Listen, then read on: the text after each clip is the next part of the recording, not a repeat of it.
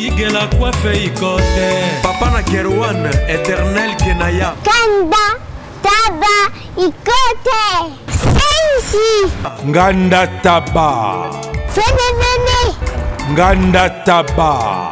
Chez Hugues la coiffe Ikote. Papa na Kerouan, éternel Kenaya.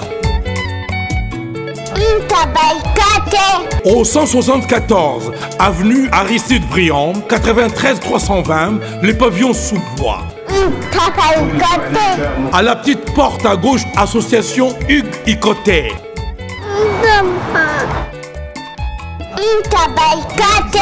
01 41 55 0000. Ntaba Ikote. Descartes Construction et yeah! Fini l'inquiétude pour la réalisation de vos constructions de rêves en RDC au prix imbattable. Grâce à votre entreprise installée en RDC uniquement pour vous, spécialisée en construction, réfection, bâtiments, immeubles, vente de terrains, travaux publics avec les ingénieurs architectes qualifiés au prix incroyable. Descartes Construction est aussi spécialisée en luminosité des bâtiments et éclairage public. Installation des systèmes d'alerte, intrusion pour des maisons et véhicules et tout d'autres services. Nous acceptons aussi les paiements par tranche au prix incroyable. Pas d'hésitation avec Descartes Construction. Vous ne serez jamais déçus. Pour tout contact, notre email est descartesconstruction@gmail.com. Notre numéro de contact plus 447 93 92 82 813 et appelez-nous pour Kinshasa plus 243 89 91 56 86 2. Descartes Construction à Tozana Mbongo Moké, opération Tongana RDC. L'agence d'export et d'import Michel Atlantic Shipping et Yei Bana ya Canada, Bana ya USA, Bomitungisa Lissusute. Pour tous vos achats et ventes de voitures, pièces de rechange et les accessoires possibles. Na koti na ba koli na bino na Kinshasa, Bomitungisa Penzate. Please, bakoya koza koli tinanda. Pour tout contact, Benga Michel Lukadi. Plus 1 508 371 60 43 USA na Canada. Pour la Kinshasa, benga na plus 243 89 551 30 38. Michelo Atlantic Shipping. Yaboye. Bazuwapi. Raf Ngindou, félicitations pour la promotion, ça la rapport à l'artiste. Que Dieu te bénisse. À qu'on n'ait pas demandé, il n'y a rien en face. Suivez Congo Promo TV avec le PDG Raf Ngindou. Nanenga Mabete, Congo Promo Raf Ngindou. Boga, en tout cas, félicitations, merci si tu es où, mais là. Raf Ngindou, le présentateur la force créative Congo Promo. Boroto, ça la force militaire la Congo Promo. Et faites comme moi, allez voir Congo Promo, tv5.com. Donc au nom de Jésus-Christ, nous bénissons le Congo Promo. Avec Raf Ngindou, Congo Promo ne tombera jamais. Piccolo Congo Promo nde. Ouais, Balobi Raf Ngindou. Congo Promo toujours, grande puissance. Come on. Congo Promo qui torcos net in a film. Congo Promo, babundana nango. Raf Ngindou. Congo Promo. What a plus, what a boss là.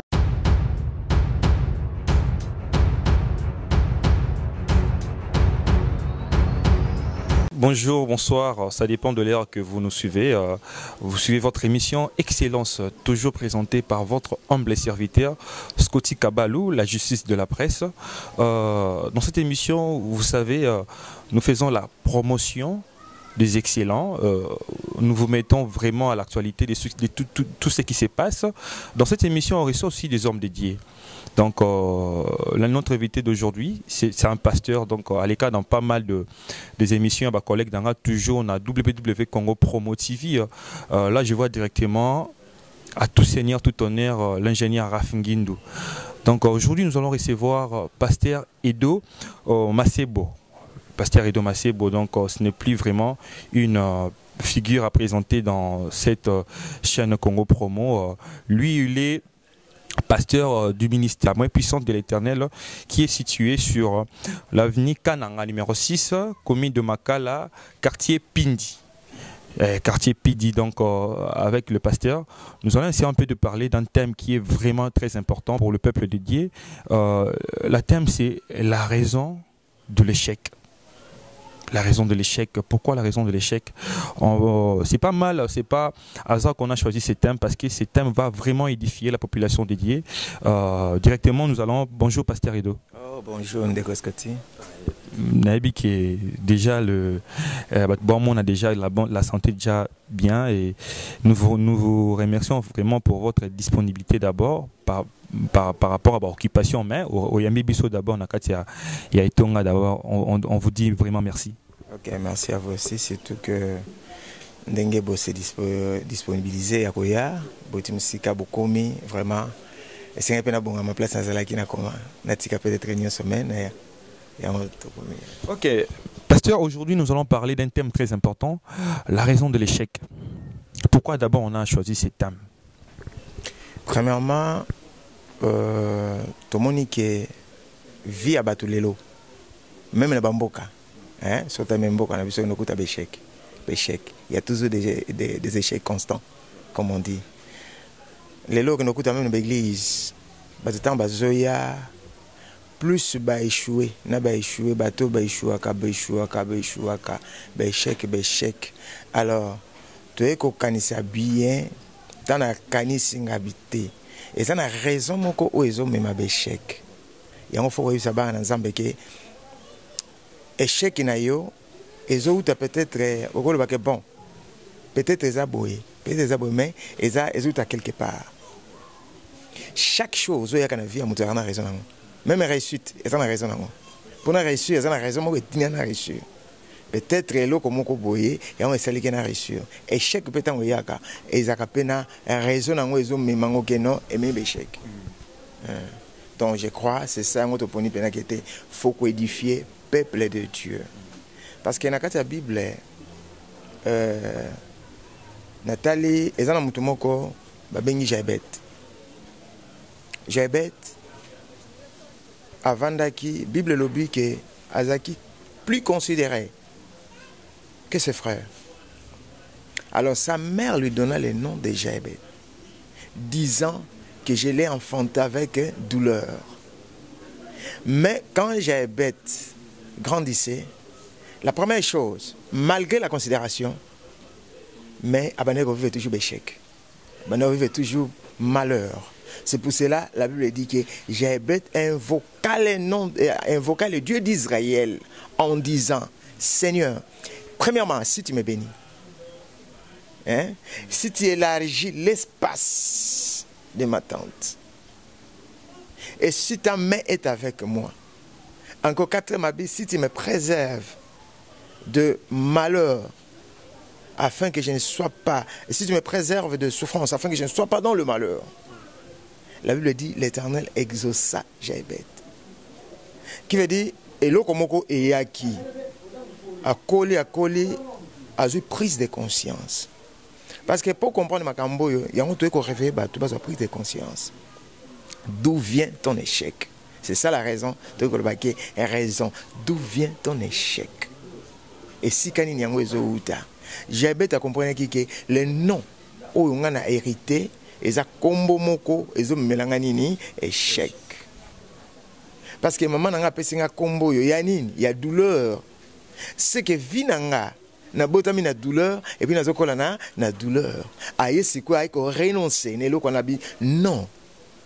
Na boyi siko yo passe. Erreur ba na nzamba zo normaliser. Et puis tant on choué mbali boso, au moins on normal. Ça va problème là té. Mais OK na deuxième on choué le sous. Non, c'est pas normal. Vous comprenez? Bah le bago tout ce que ça li kamwa mabe bon cause à la moins erreur. Mais deuxième, bah ben on faute. Troisième, comme d'habitude. Mais quelque part, et ça le coup la moi na moko epa nanga. Abi papa, moi si nanga liboso, akima na biloko. Bo yami balé, talaka makamango. Aiko présenter un misato. Et c'est pour faire kima comme ça, nzamba sunga. Aiko présenter un misato. Ya misato susu, Aïe, papa, Azamabe, alors que tu n'es ngabite, yonde mouton un problème. Il faut le redactiver. D'où viennent ces problèmes? Alors, ce que comprendre était, n'est que ça le problème, qu'on normalise à ma cambouté ou à normalité. J'ai bête, mais malgré sa considération, on lui donnait tout. Mais na quatre na yemo ko sentait toujours un vide. Ce total même dans la Bible qu'on écoute na Jérémie 35. On va dans le premier verset qu'on écoute à une famille, la famille Rekabite, la famille de Rekab. Ba Rekabite, papa na bango Rekab. Mais nzamba bisi Jérémie abi ke na libota mo na la gisayo. Ce ko comme pas na bango na ko biso makambo ko sala. Tant comme c'est bon, zwa sikoyo 20. Tiana ba coupe benga bango bomela. Et ba isa ke ni abi biso. Papa na biso te ba biso to ko mela 20. Mino na biso 20 ko kotika ko tate. 2. To ko vanda kana banda kuté o ya bien. To ko lona kate, to ko buka ka pe te. Vous comprenez? Ba imposa bango vi moko boy. Donc ata oluko sala nini et aussi mbaté parce qu'il y a une loi déjà établie. Il y a un décret signé. Vous comprenez? Il y a un décret signé. Il y a un siko et même les bateaux ba problème na vie. Babi toko lona kate toko buka kate toko salaka bilangate toko vanda ka pena vanda ka beto donc oya biso toko vanda ka wapi na ba tante.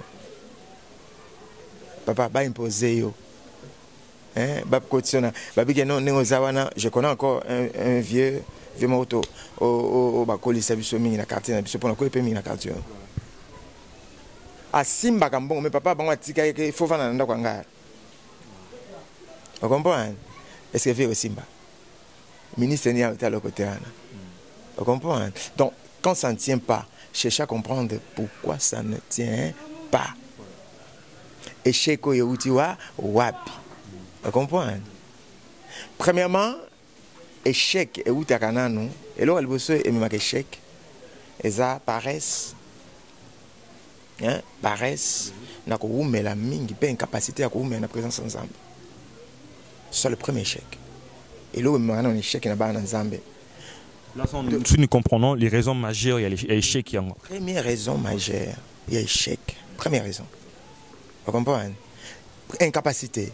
Paresse ya ko la présence ensemble qui veut dire on écoute à mutoza pressé mingi ala posa ngapenza tant moyen église boya na moni ezo simbate na moyen église moko na esika boye na kena kuna akomi vous comprenez ou amekia esimbi na ngote yazo ka soko ipa nzambe mbala moko nzambe aza papikoko après ça t'a la tête à côté on a poché les oies moi aussitôt venu aussitôt maman rose.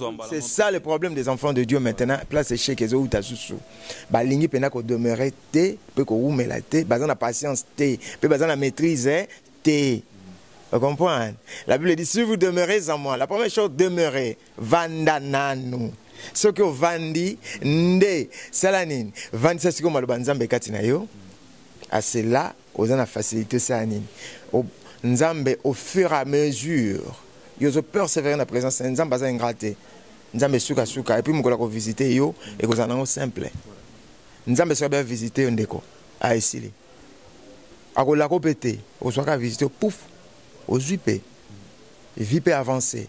Et zango ki cité. Ba tu le ndeko ana, ndeko ce côté asimbikisi non ki cité. Et zango ka tan Nzambe koki, Nzambe passer le ceux qui pena au demeure dans la présence de Nzambe.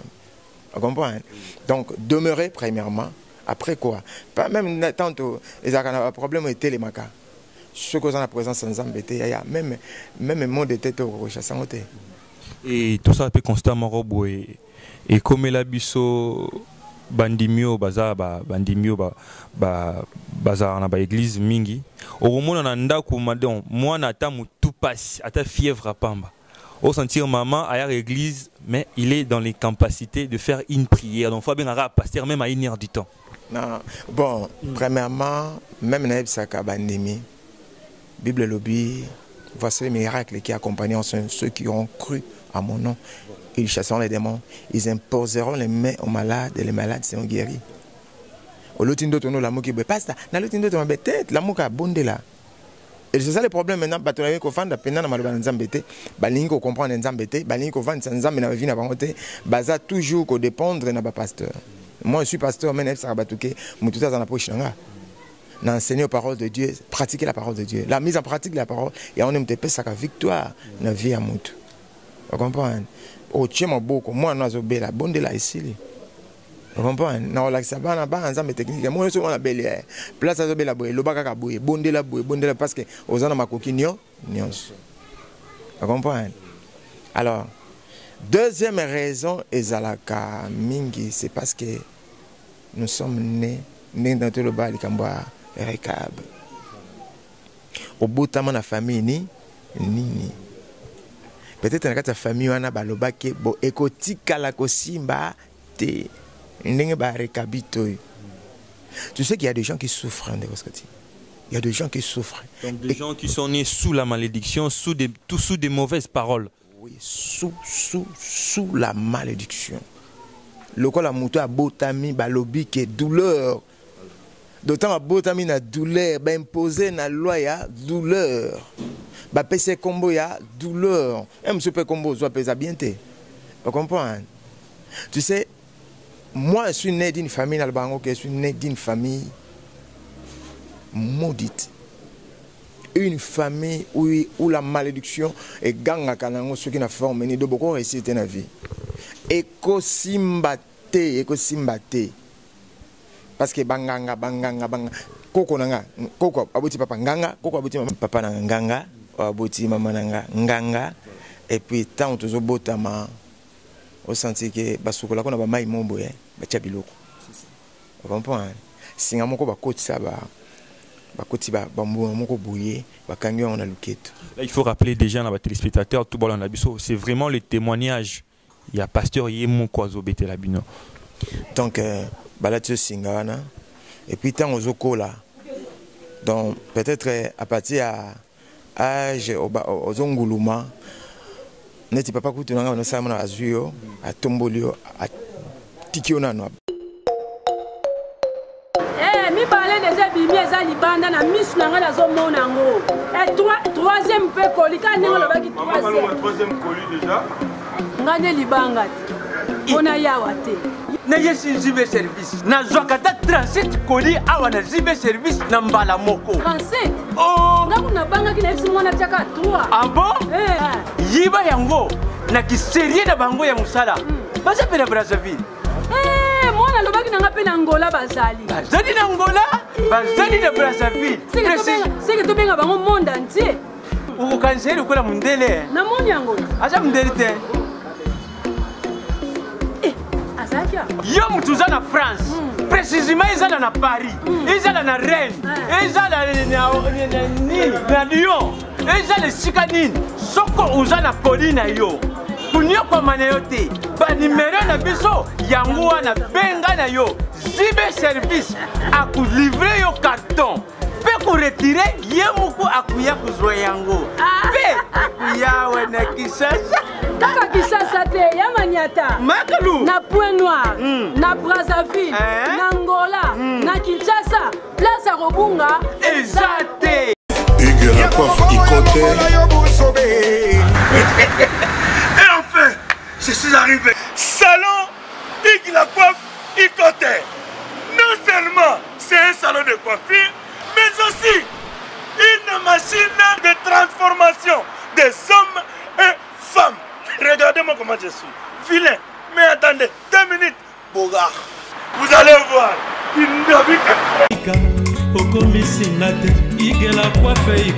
Hugues la coiffe Ikote. Votre salon de coiffure mixte afro-européen situé sur la Nationale 3 au 174 avenue Aristide Briand, les pavillons sous bois. Pour plus de précisions, veuillez nous contacter au 01 41 55 00 00 ou encore sur notre site huguelacoiffeikote.com. Nous sommes ouverts tous les jours de 8h à 20h, même les jours fériés. Hugues la coiffe Ikote, l'homme qui coiffe la ville. Hugues la coiffe Ikote, le salon de coiffure mixte afro-européenne de proximité. Au 174 avenue Aristide Briand, les pavillons sous bois sur la Nationale 3. Un seul numéro, 01 41 55 0000. La beauté de votre chevelure chez votre frère. Hugues la coiffe Icotain, même père, même mère. Chikicha, chikicha, cha cha. La beauté peut tout changer. Salon Hugues la coiffe Icotain. Quelle beauté! Sexy pour les femmes, dindindi pour les hommes. Obama me n'avait pou. Ouais. Allez, on me qui n'inga na moké. Eh, à tomber le soir bambio. Oh, tu sais on ça n'inga on est ça cérémonie. Vous comprenez? Tu sais, et là on va imposer avec kotanda wangangate. Oh, tu sais on kotanda wangangate, c'est que il y a des esprits en moi. Negoskoti na kola na vie na tika ko ressusciter. Place ba to réussir ça kanga ne choix kaka. Donc na ko vivre dans la Bible lobby que ton peuple n'a possédé le pays que peu de temps. On comprend? N'a possédé le pays que peu de temps. Tu sais aujourd'hui même dans Mboka na biso. Toko ba no ganga mais d'où vient le chèque il y a RDC? Oui, pasteur, il y a une question qui m'est venue vraiment dans la tête. Parce que tout comprendre était, croyant dans Nzambe. Mingi bateau bazo l'église sur 100% il y a la population il y a l'église. Je dirais même 90% souffrent. Et la raison c'est quoi? Bon, ça me l'a bien été. Quelles sont des raisons? Parce que notre thème vraiment est basé la raison de l'échec. Bon, ça me l'a bien été. Qu'est-ce qui se passe dans l'église vraiment? Et puis le problème c'est l'ignorance. Bazo ko ignorer au bangbaza. Il prie, bazo cibler les camboutés. Oh yezo pe sa bango échec. Tu peux prier. Au moni bato barekab ou bien Jaébet. Moi en Nzambe n'est-ce pas? Ko kasate Nzamba ya kambala moko boité Jaébet ina lukana Nzambe. Vous comprenez? Même ce total dans la Bible Isaac moi ce n'est stérile mais souka tellement ba umelaki. Bible bi akene ko luka Nzambe. A implorer Nzambe pour moi c'est ça ni abota. Moi c'est na deuxième. Bo soka vanda kaka. Mais moi na ilaka. Pe yende mutazana bana obako bima ilaka makashi. Mais jusqu'à ce qu'akene ko implorer Nzambe. Tant implorer Nzambe Nzamba yoki. Il avait un problème. Akene ki te que non, moi c'est un stérile Nzambe pesa ngambongo boité. Likambo ezo tungisanga yango wana fona lukela nani Nzambe. Il faut avoir un cible d'abord. Un cible ouais. Sur les cibles zaté. Le problème est que ce que le baké ba ensemble la bien parce que batwa na cible était. Il a des oui. Bien le même boulot yo. Okende boy boulot. On donne toutes les années on donne les noms. Les noms de cette année, c'est l'année de ceci cela, l'année de ceci cela. Mais quelque part les enfants de Dieu souffrent. Pourquoi est-ce qu'ils souffrent? Vous comprenez? Dès n'a pas ça raison non, la paresse. L'incapacité de demeurer dans la présence de Dieu. Vous comprenez? Non, il faut cibler le problème. Maintenant, Moutou recable les problèmes yangonde akendelaki. Yangonde akendelaki. Et le problème est que s'imposer maintenant quand il y a l'église, il y a l'élo. Il y a lobby qui délivrance. Nous sommes des Bantous, des Congolais que nous sommes. Nous sommes nés sous les lois de nos familles, de nos clans, des coutumes. Vous comprenez? Lamentation 5-7. Nos pères ont péché, ils ne sont plus, mais c'est nous qui portons la peine de leur faute. Mutazolo bango mwana Israël abi bisoto memi mikumba ya makamuna bango. Vous comprenez? Ce qu'ils ont fait fardeau na bango bisoto zo mema. Alors c'est pour moi, c'est à moi maintenant ya koluka ke non comment est-ce que je peux me débarrasser na becheko. Les enfants de Dieu souffrent mais ils doivent chercher Dieu, ils doivent chercher la délivrance. Le meilleur des problèmes c'est que on doit chercher la délivrance. Délivrance de ton problème, délivrance de ta vie. Et puis que la famille n'a pas de maladie tragique. Maladie soit accident mingi, surtout des jeunes. Ceux qui ont un jeune moko promettant que on a vie moko boye, on étoile moko boye, ça ba osani. tant que au bandit qu'on se retrouver en tout cas force wana et quoi kolia yo na mona bayana ngande ni bakufa o senti pena que non bo compter pena que yende mutasunga kana famille lelo azasute o talibo mususu pa bandi ko mata yende mutako sala OK pa na ye baza pena facilité ko sunga batu mais suka nenga okendela bo tika la yo senti bo piquer ba crise. Vous comprenez? J'ai cherché pourquoi les gens meurent dans ma famille de cette façon. Et j'ai compris qu'il y a une loi. Na sola na mama na nga na grande sœur na nga ya mi balé ya mukolo. Bango bazala bakuta ba koko na biso wana. Nde ba bani ko betela nga masolo ya ba biloko na bango akala eleka. Vous comprenez? Ba kisi moko boye banoko na bango. Bayaka kotikela bango, ba kotikela ba mama na bango. Et bakisi wana babi bien que ba neutraliser yango te série moko boye soki ba série wana soki l'état tomboka bakisi wana ko mona tutale ba bazwa bakisi yango bakeba tumbi yango. Les esprits maintenant mutu ko maîtriser mutu pas ko encadrer selon bango mutu ko encadrer ba esprit wana azate ngabe yango comment ça boye. Et puis ce que beaucoup réciter beaucoup récité.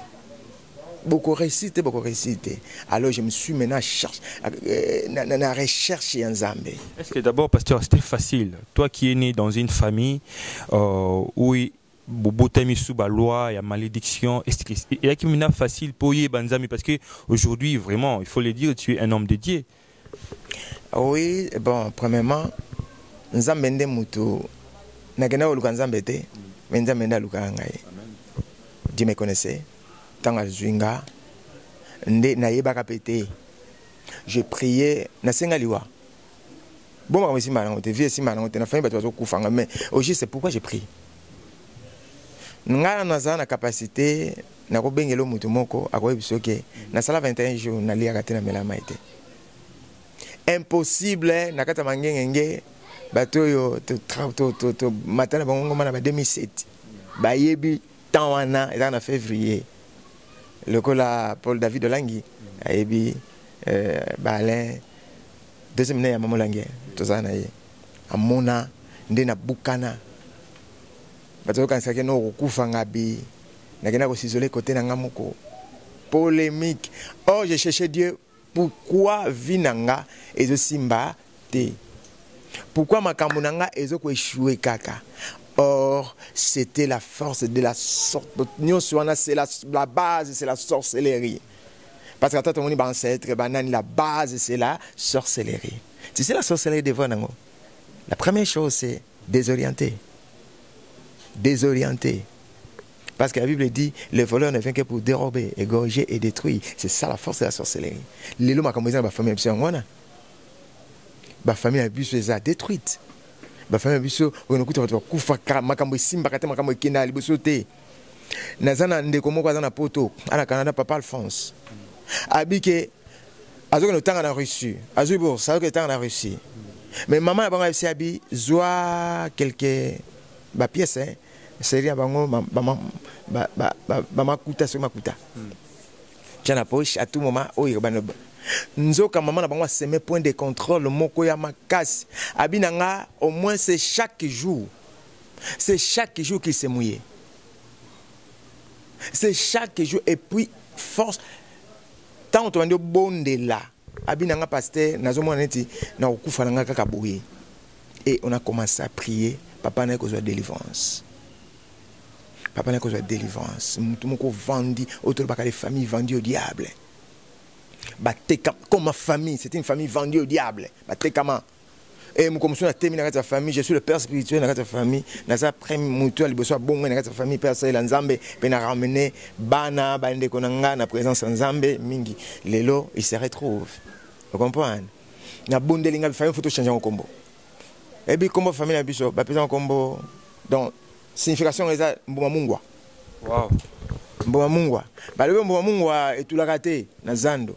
Ngabité mboma et tout la raté mais limwaka. Et je sentais que la famille commençait maintenant à disparaître. Les gens commençaient maintenant à disparaître. Et surtout que des hommes. La famille c'est comme si on a jamais Et Ngabi, maintenant c'est la nouvelle Jérusalem parce que nous sommes dans une nouvelle alliance. Vous comprenez? Satan a causé vie na yo. C'est le diable. Mon collègue, le diable a regretté nini. Tant que ça bota maka. A regretté que toi le monanaka point ni monanaka. Parce qu'à quoi qu'on voit les gars étoiles, bah monana n'a pété. Hier soit bota mi yeba n'a pété. Mais alors qui dit bah étoile monani les bâtons de l'étoile. Tant on se mettre maintenant ko bomabana mike comme trop tard. Et comme trop tard. C'est ce que le diable a besoin mailler maintenant. Mon collègue bota maki. Bah telle que étoile no bobu bazipi en à la rendre inutile. À rendre inutile. Il y a tant de personnes, bazokoufa inutile. C'est parce que le diable a zipi étoile là. Et si n'a commis inutile dans la société. Vous comprenez? On commis inutile dans la société. Alors, tout ça, tout ça utile. Si nous avons un Dieu, nous sommes des personnes utiles. Mais le diable a rendre mon tout inutile. Alors, il suffit que toi, les pas au commun le côté, au commun le côté. Il y a un monde à battu, à langua, à commun pe kuluna, ba peso vimoko, or il y a ba vignon son. C'est ça le diable maintenant à désorienter. Bientôt celui qui est courbé. Tant bas courbé, c'est qu'il va changer de forme. C'est une personne courbée sous le fer. C'est le diable. A changé de forme. Forme, tu fais à la bouille. Il y a plus de forme à bouille.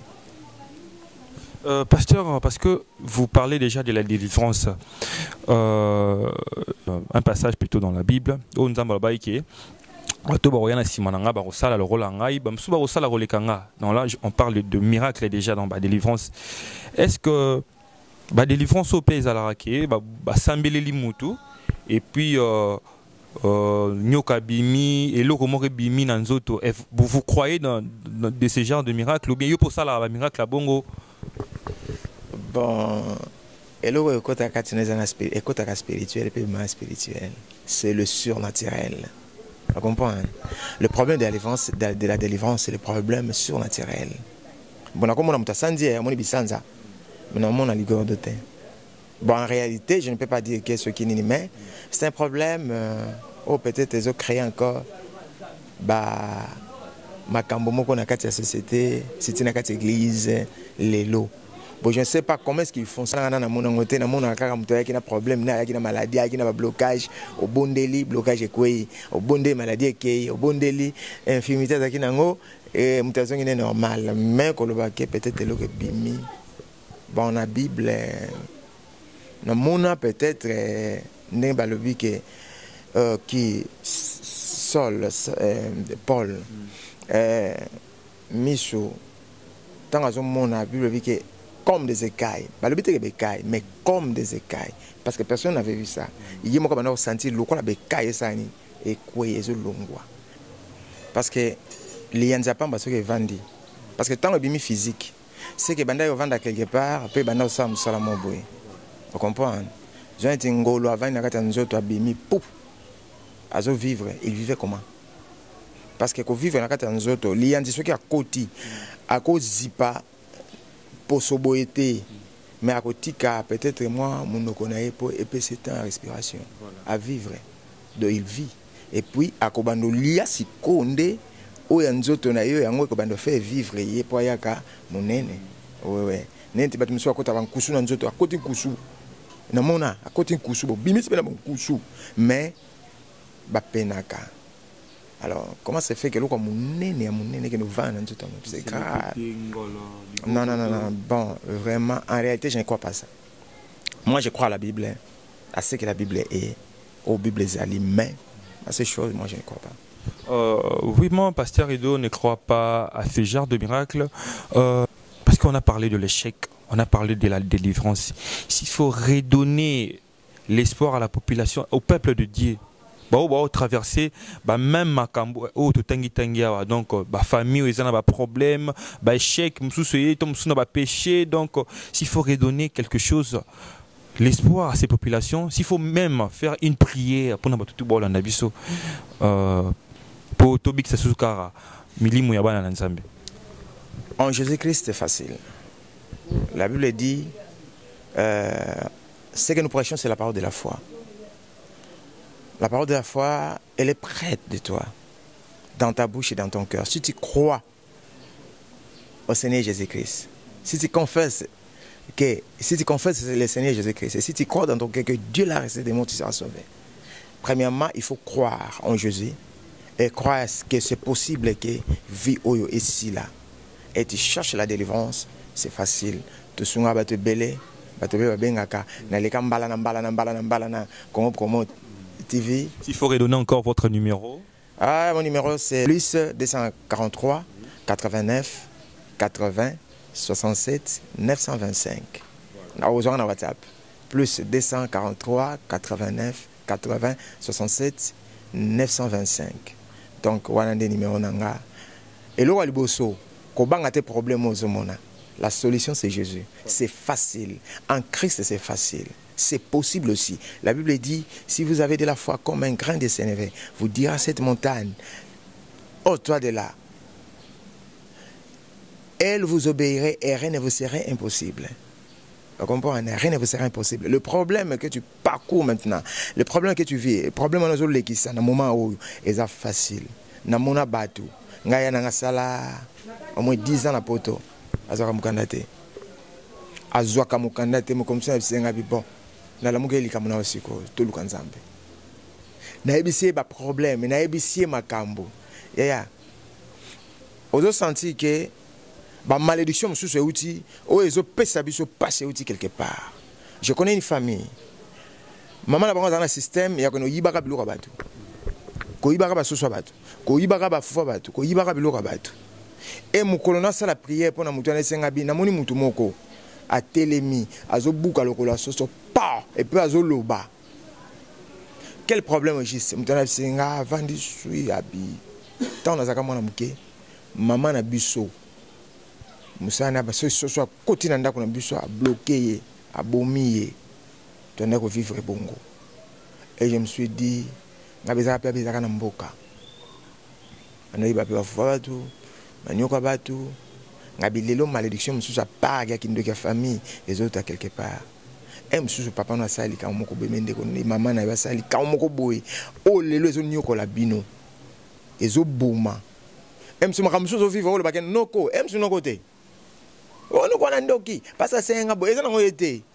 Mais il faut la mokasiko comprendre but ko cibler ka mutu bi ciblaté que non parce que ba soupçonner été. Parce que M. Sousomona et l'autre est soupçonné, si malika les camoufles et bombami. Mais ce qu'on a profondeur, nous nous découvrir que les camoufles penza et vendi à awa. Si on a ça, n'a l'occasion de défense. Et c'est facile. Moi qui vous parle, c'est facile. Donc nous avons à délivrer facilement. Et les tobapé boué pasteur to ebine avec l'église mususu ba délivrance c'est vraiment moyennant quelque chose. Si on a quelque chose, on ne peut pas vendre la délivrance. Le nom de Jésus-Christ c'est gratuit. Gratuit. Vous avez reçu gratuitement et donné aussi gratuitement. Tu sais un bon thème tout à l'heure en église même pas n'angaya oya que non et mbongo boité. Ah, sur aujourd'hui délivrance na yo reconnaître que non nous avons délivré aux gens. On peut action de grâce na yo. Dîme c'est normal, nous appelle ça dîme naï. Action de grâce, oui, c'est normal, nous tapons action de grâce parce que nous avons le beau ensemble. Mais avant la délivrance, nous avons comme sous-sous. Nous avons dit que nous avons délivré un kindoki. Nous savons que nous avons $100, nous avons 50. À fouti. Mais tant qu'on a une banane, mais pas de délivrance, et tant qu'on est gratuit, tant qu'on a une délivrance, nous avons payé ça $150. Nous avons payé ça $50. Et pas nous avons payé ça combien de temps? Après ça, nous avons payé ça $50. Et puis, il y a un peu de temps. N'est-ce pas? Continuez, na vie na yo, il y a bien que l'église moko c'est facile, balande la yo. Vous comprenez? C'est pas prix d'argent qu'on peut délivrer les gens, non. Ok, très bien, pasteur. Toi, c'est un peu touché actualité parce que Bino Peboza n'a pas d'engagement, il y a responsabilité plutôt, étant qu'un homme dédié concernant Mbo Cannabiso. Parce que tout, élection de l'Icalambo Cannabiso, investiture l'équipe le 24 janvier. Lecture Nino Salina na l'élection de l'équipe parce que quelque part, vous les hommes dédiés, vous avez prié. Kenzamba pesa biso muto wa koiko kamba ekolo na ba condition bien marambuto kende bien et en fin de compte résumé s'il faut résumer l'élection na biso pour na yo mona endeni. La première chose Dieu n'échoue pas. Nzamba échoue raté. Toute autorité vient de Dieu. Mutoko convaincre ngate que non mutu président wana eza yete nzambe abongisaki te ye lokola ye mutaza wana parce que toyebisaki nzambe tositei komba mutu te. Non, on ne peut pas citer le nom d'une personne que non nzambe pesa biso un tel te bongo te.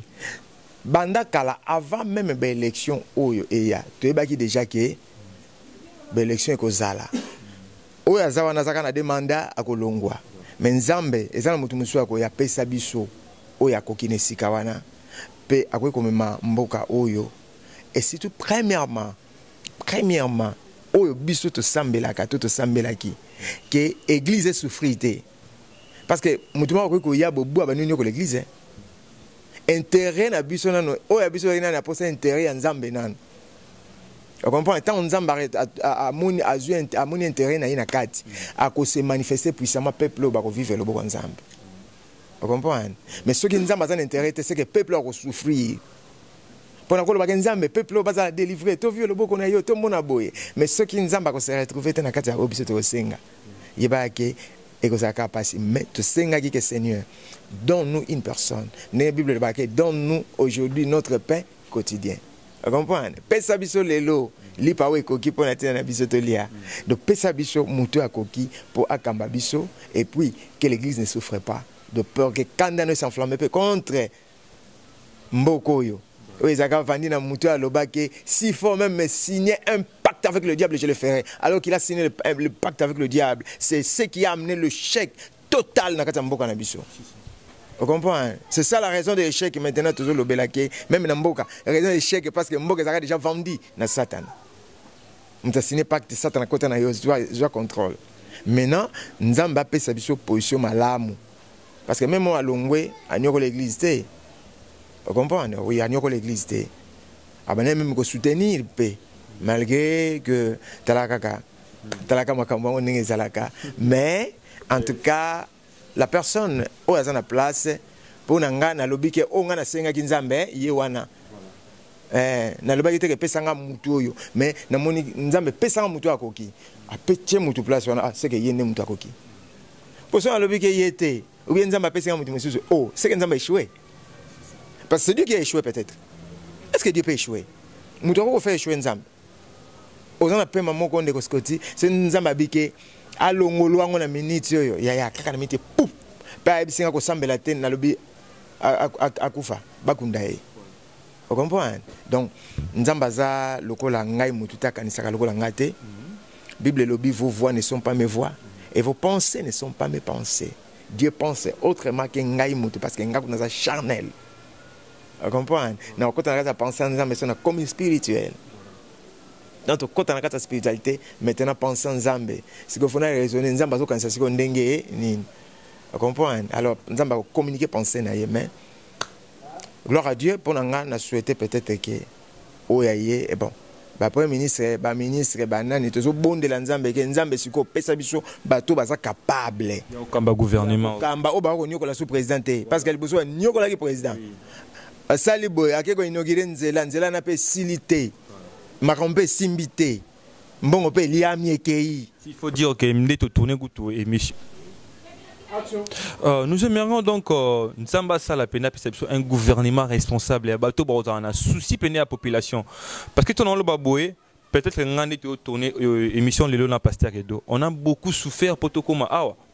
Donc la route université donc impraticable babanda musala isolé musala basundola donc on a besoin maintenant parce que pasteur, les hommes de Dieu, vous avez vraiment un devoir, un grand devoir pour le gouvernement, pour le bon délai et comment oui, en réalité, ce qui nous a sungité, a fait sa biso, ba ministre est bien parce que président est mort au salaté. Faut battre ba collaborateur na yende faut baza la makasi. Moi même dans l'église si on a des collaborateurs, moko baza ba knife, baza batumoko, et puis baza plus encore on a le koso ya mbongo, ba kipude de forme nyon son avec koloba, musanza mbeke libosote et aussi mbate. Alors ceux qui peut président, azana ba collaborateurs mo mabe, kokasate ke tanga pesi mbongo basala université yeso bando ya bando bisa bato bakosala ngo faut sala faut certain ya ko misa mbongo pesi zo ete université lobeli wana matati kotenga nazalaka kotenga intendance faut mona mabulu kala tozalaka ngana ko na Regina partout à Regina yo makadame bande kozala propre mais lelo de temps aux okende donc m chose na posa o ya rapide mais so bi o matana mutuka okoya malembe do full kozwa moto on peut ba risque ba petona soka tomboki na ya ko no beto na mutuka donc vraiment que Dieu nous fasse grâce que bato ba ko ya ba travailler bien mais nous va pesa ma coquille parce que tous prier déjà tout le monde dit déjà pas sur tout le monde alors nous prions pour ça. OK, nous prions pour ça, nous avançons déjà sûrement vers la fin de cette émission Excellence qui est toujours présentée par votre Scotty Kabalou. Comme bien sûr avec na pasteur Nabiso parce que on peut ça sous numéro naé. Vous qui ont des problèmes, ou besoin de problèmes, ils ont dérangé concernant la délivrance, ou besoin de chèque na vie na bino, pasteur est vraiment disponible. Appelez bino numéro, appelez et nous avons ça il a pasteur Edo et qui vous a une solution à votre problème na bino. Pasteur, si vous avez un dernier mot par rapport à notre émission, par rapport à notre thème, pour tout comme bien et à émission. Oui.